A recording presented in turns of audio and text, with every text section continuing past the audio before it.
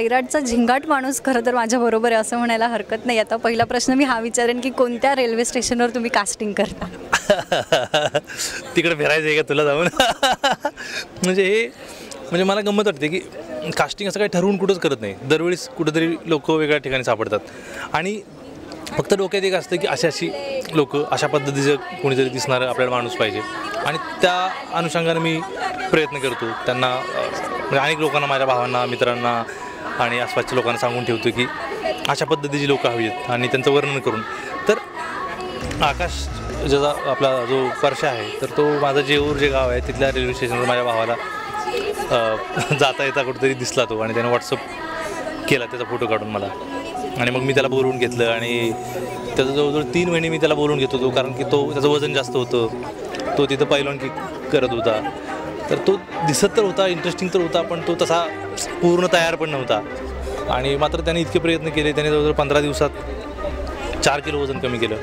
त्याने खूप कष्ट घेतले आणि ॲक्टिंग करणं वेगळं आहे पण ॲक्टिंगसाठी जो त्रास सहन करायला पाहिजे ते हे पोराने इतका केला आहे. मी त्यांच्याकडनं इतक्या वेळा उड्या मारून घेतल्यात, आगीतून पळवलं, पाण्यात भिजवलं, धुळीत लोळवलं, काट्याकुपाट्यातून पळवलं. त्यांना अनेकदा असे सीन आहेत की त्याच्या अंगात असे बोरीचे काटे 30 ते 40 काटे घुसले आणि विहिरीत पडले तर म्हणजे तुम्ही वरनं उडी मारता तर तुम्हाला लागू शकतं. पण ही पोरं गावातली आहेत, रांगडी आहेत, त्यामुळे ती करू शकले आणि त्यांनी न थकता म्हणजे पडायचं, टेकला परत सुकवायचं, त्यांना 2 लोक परत त्यांना सुकवायला, त्यांचे कपडे, दुसरा ड्रेस जो तयार आहे तो हा ड्रेस सुकवा, म्हणजे इतकं त्यांनी केलं.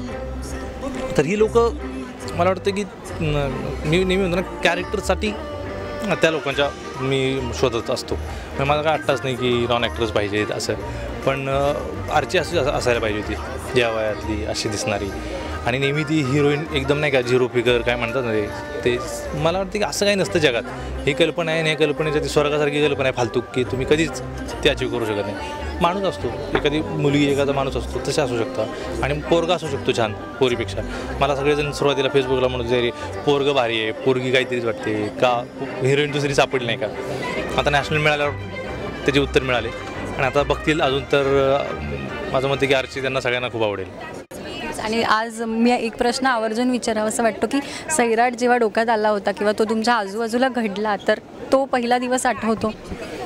सैराट खूप अगोदर माझ्या डोक्यात आला होता आणि सैराट म्हणजे मला वाटलं की ही लव्ह स्टोरी आहे, हिला कुठल्या पद्धतीनं मी अभिव्यक्त करू शकतो, हिची भाषा काय असायला पाहिजे, असे अनेकदा विचार माझ्या मनात येऊन गेले. त्या दिवसापासून आत्तापर्यंत मी तिचा ग्राफ, तिचा प्रोग्रेस वेगवेगळ्या पद्धतीनं, वेगवेगळ्या अनुषंगानं मी तिच्यावरती त्या फिल्मवरती जे काम केलं आहे तर मला खूप भारी वाटतं. म्हणजे एक आयडिया तुमच्या डोक्यात जन्म घेते आणि तिचं एक असं प्रकरण होतं तर हे खरंच म्हणजे अविश्वसनीय आहे. आणि आपल्या एका स्वप्नासाठी इतकी लोकं मिळून आपण सगळेजण काम करतो आणि आता तर म्हणजे म्युझिक हॉलिवूडमध्ये रेकॉर्ड झालं, ही गाणी झाली आहेत तर खूपच आनंदी मी आहे प्रचंड. आणि नक्कीच संगीतमय सिनेमा काय असतो हे सैराटमुळे लोकांना खरं तर वेगळ्या रूपाने कळेल. तर त्या रेकॉर्ड ब्रेक तर केलेलेच आहेत या चित्रपटाने, तर अजून काय सांगाल? आता मला वाटतं की आता खरं तर ना हे खूप टिपिकल होते की आमची फिल्म वेगळी आहे तुम्ही बघा वगैरे ना, मला ते असं म्हणून वाटते.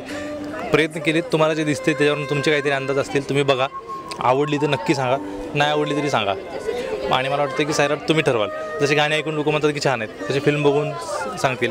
मी खूप उत्सुक आहे. 29 तारखेला रिलीज होईल तर लोक म्हणजे आत्ताच लोक म्हणतात की बुकिंग कधी सुरू होणार आहे, काय होणार आहे, लोकांना इतकी उत्सुकता आहे. तर मी पण खूप उत्सुक आहे की लोकांना कशी वाटते. गाणी आत्ता तुम्ही बघितली, आता लोक काही दिवसात बघतील, 1-2 दिवसात. सैराट झालं जी परवा कदाचित पाडव्या दिवशी येईल तर खूप मजा येईल. वर्षभर तुम्ही हा खजिना तुमच्याकडे लपवून ठेवला होता तर त्या एक्सपिरियन्सविषयी काय सांग? हा म्हणजे नेहमीच ना हे भन्नाटच होतं.